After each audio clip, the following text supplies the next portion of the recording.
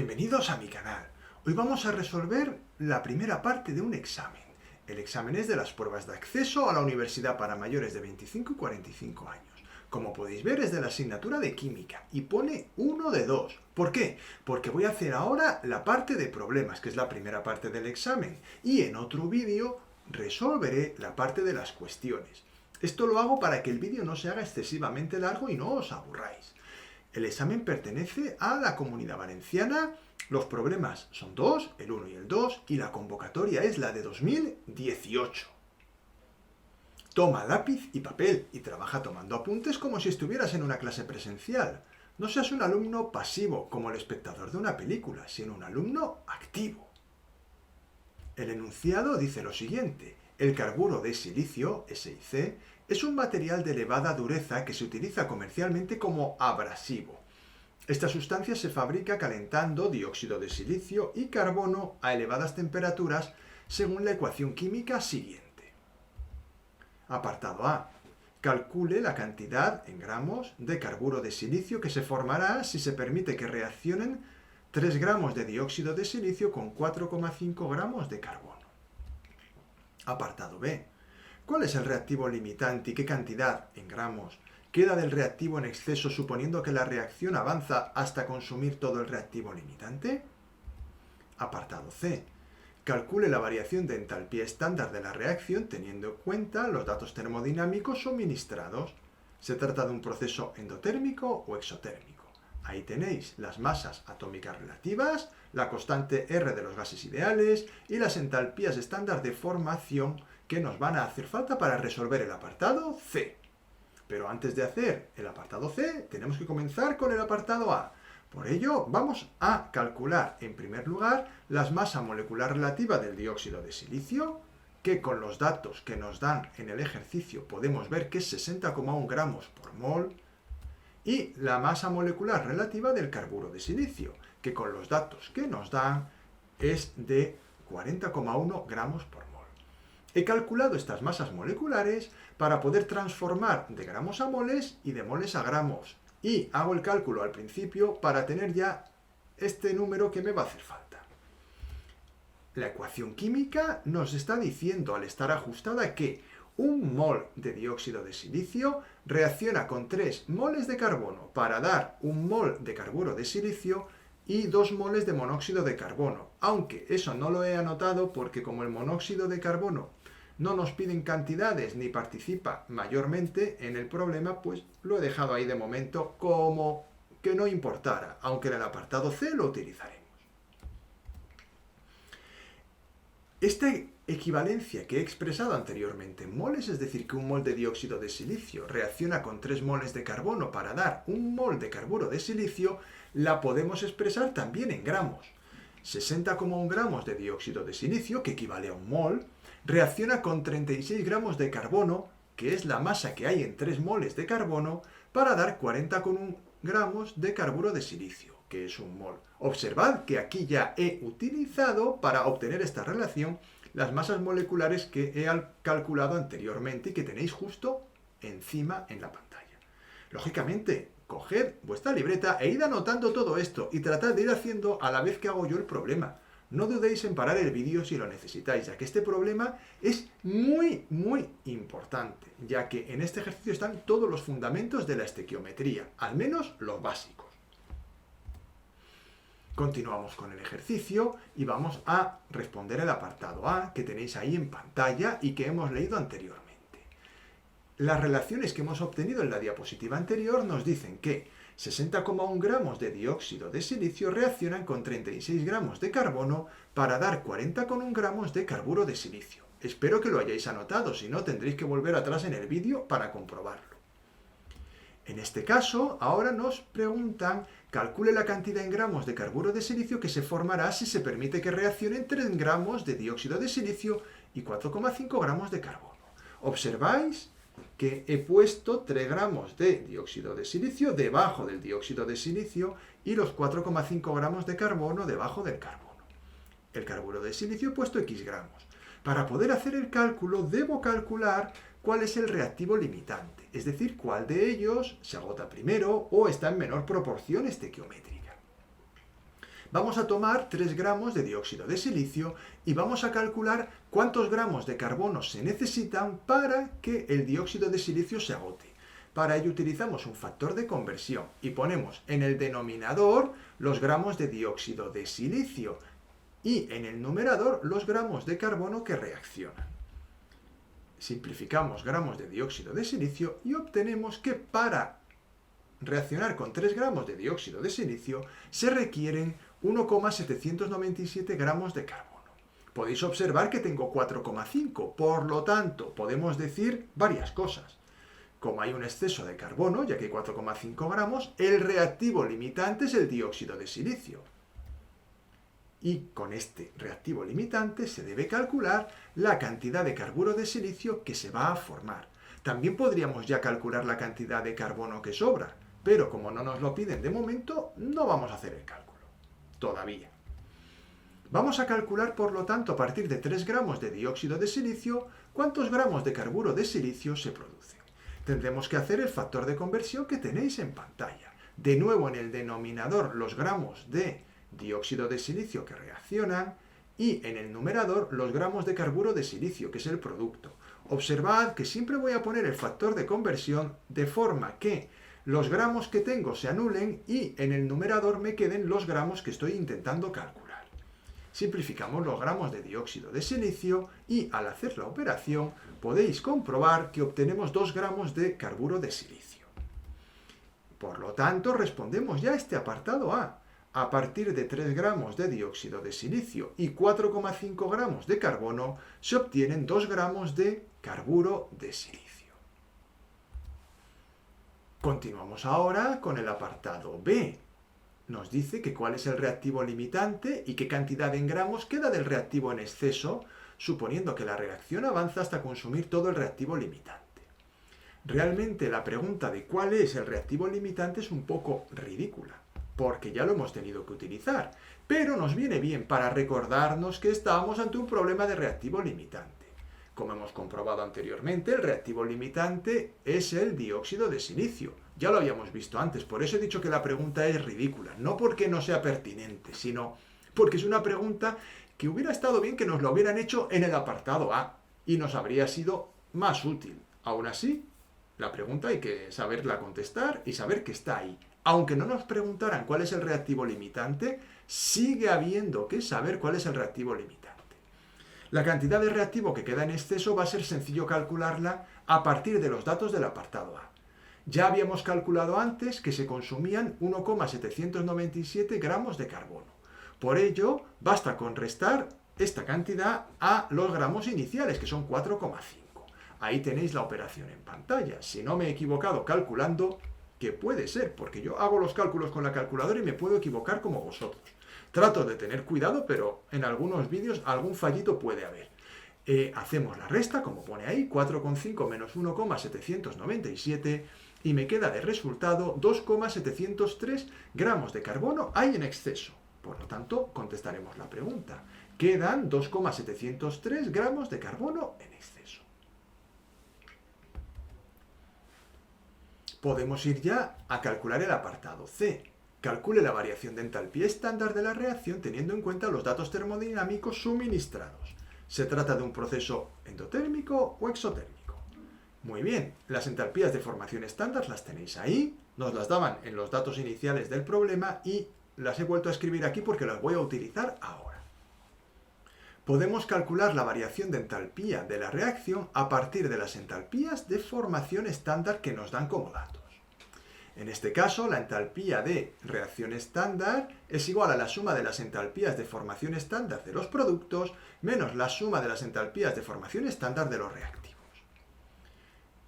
Expresamos eso matemáticamente. Entalpía de formación estándar de la reacción es igual a entalpía de la formación estándar del carburo de silicio más 2 veces la entalpía de formación estándar del monóxido de carbono. Observad ese 2, es justo el coeficiente estequiométrico que tiene el monóxido de carbono. Hay que ponerlo. Y luego le restamos las de los reactivos. Entalpía de formación estándar del dióxido de silicio menos 3 veces la entalpía de formación estándar del carbono. Continuamos. Sustituimos los datos que nos dan en el enunciado en las entalpías de formación estándar. Simplemente dos cositas. En primer lugar, hay que sustituir teniendo en cuenta el signo. El signo en este tipo de reacciones es muy importante, ya que nos va a permitir al final del problema decidir si la reacción es exotérmica o endotérmica. Si no ponemos los signos de forma correcta, haremos el ejercicio mal. Y otra segunda cosa muy importante, aunque en las entalpías estándar de formación nos han dado como dato que la entalpía de formación del carbono sólido es cero, debéis saber que la entalpía de formación de un elemento químico en su estado fundamental es cero. Por eso en algún problema que podáis hacer para practicar, os podéis encontrar que os dicen que la entalpía de formación estándar del oxígeno, en vez de deciros que es cero, simplemente no la pongan. Vosotros tenéis que saber que es cero. Hacemos la operación y nos queda que la entalpía estándar de la reacción es 616,68 kilojulios. Esto nos permite contestar ya la pregunta. La variación de entalpía estándar de la reacción es 616,68 kilojulios y por tener un valor positivo, el proceso decimos que es endotérmico, es decir, requiere absorber energía para poder producirse.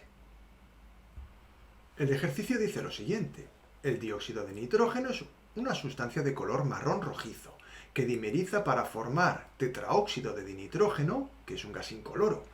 El equilibrio de dimerización se establece según la ecuación química siguiente. Se introducen 8,9 gramos de dióxido de nitrógeno en un reactor de 36 litros de capacidad, termostatado a 25 grados centígrados. Una vez alcanzado el equilibrio, la presión total en el interior del recipiente es de 0,1 atmósferas. Apartado A. Determine las presiones parciales en atmósferas de NO2 y N2O4 en el equilibrio a 25 grados centígrados. Apartado B. Calcule el valor de la K sub P a 25 grados centígrados. Apartado C.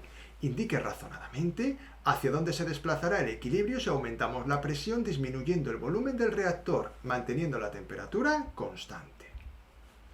Nos dan como datos las masas atómicas relativas del nitrógeno y del oxígeno y la constante R de los gases ideales, expresada en atmósferas litro, partido, mol y Kelvin. Vamos a resolver el ejercicio. Se calculan en primer lugar los moles iniciales de dióxido de nitrógeno. Para ello, calculo primero su masa molecular relativa. Ahí tenéis en pantalla. La masa molecular relativa del dióxido de nitrógeno es 46 gramos partido mol. Por otro lado, a partir de la masa molecular relativa y de los gramos que nos da inicialmente el problema, que son 8,9, puedo calcular los moles iniciales de dióxido de nitrógeno, que como podéis ver en pantalla son 0,193 moles. No dejéis de hacer esto en vuestra libreta. Coged la libreta ya mismo y poneos a trabajar. Id haciendo el problema a la vez que yo. Es más, os recomiendo que lo vayáis haciendo por delante de mí y vayáis comprobando si lo sabéis hacer o no. Ahora vamos a escribir el cuadro de equilibrio químico que relaciona reactivos y productos. Ahí tenemos la ecuación química que representa el equilibrio que nos da el enunciado y vamos a poner los moles iniciales, los moles que reaccionan y los moles en equilibrio. Los moles iniciales, como hemos dicho antes, son 0,193 mol de NO2 y de tetraóxido de dinitrógeno no hay ningún mol inicial, por eso he puesto esas líneas. Reacciona una cantidad de dióxido de nitrógeno 2X y le pongo un signo negativo porque su cantidad disminuye, mientras que de N2O4 se forman X moles. Observad que el coeficiente estequiométrico determina si hay un 2 o no delante de la X. Como hay dos moléculas de NO2 que se transforman, por eso he puesto menos 2X. En el equilibrio, por lo tanto, quedarán de NO2 0,193 menos 2X y de N2O4 quedarán X. Ahora vamos a poner las concentraciones que hay en el equilibrio. Basta con dividir los moles que hay en el equilibrio entre el volumen total, que eran 36 litros. Puesto que nos dan como dato que en el equilibrio la presión total es de 0,1 atmósfera, podemos escribir la presión total por el volumen es igual al número total de moles por R y por T. Sustituimos los datos, teniendo en cuenta que los moles totales en el equilibrio será la suma de los moles de NO2 y de N2O4. Y creo que aquí está la clave de este problema y la parte que os puede resultar más difícil. Los moles totales, como podéis ver en el cuadro de equilibrio, son, por un lado, 0,193 menos 2x y por otro lado x. Debo sumar esas dos cantidades. Y en la ecuación de los gases ideales me va a quedar el término x. Pero fijaos, me queda una ecuación. Resolviendo esta ecuación de primer grado podré calcular x. Una vez calculado x, podré completar el cuadro de equilibrio por completo y podré responder a cualquier pregunta que me hagan. Vais a verlo. Vamos allá. Operamos.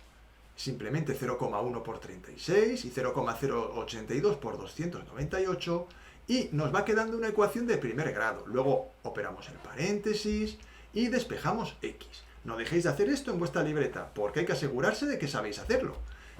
El resultado, ahí lo tenéis, x es igual a 0,0457 mol. Con esta calculada x calculada ya puedo completar en la tabla y hacer los cálculos de las constantes de equilibrio. Vamos a escribir el equilibrio otra vez y ahora completamos. Donde pone x vamos a poner 0,0457 y, por supuesto, donde pone 2x pues me queda 0,0914. Los moles en el equilibrio los tenéis en pantalla. Al hacer las operaciones que tenemos en la tabla de arriba, nos queda que de dióxido de nitrógeno hay 0,102 y de tetraóxido de dinitrógeno hay 0,0457. Las concentraciones las obtendremos dividiendo esos moles en el equilibrio entre 36. Ahí tenemos la tabla que hemos obtenido anteriormente y ya podemos calcular las presiones parciales, que era lo primero que me pedía. Para calcular las presiones parciales se aplica la ley de Dalton, que dice que la presión parcial de un gas es igual a su fracción molar por la presión total. En este caso, la fracción molar de dióxido de nitrógeno es igual a los moles de dióxido de nitrógeno dividido la suma de los moles de las sustancias gaseosas que hay en el equilibrio, que en este caso son el NO2 y el N2O4. Sustituimos los datos que tenemos en la tabla de la derecha. Observad, 0,102 dividido 0,102 más 0,0457.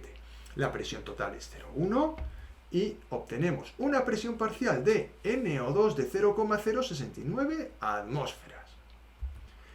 Trabajamos aplicando la misma ley para el N2O4. Ahí tenéis la fórmula, sustituimos y nos queda un resultado de 0,031 atmósferas. Puedes comprobar que la suma de las presiones parciales es igual a la presión total.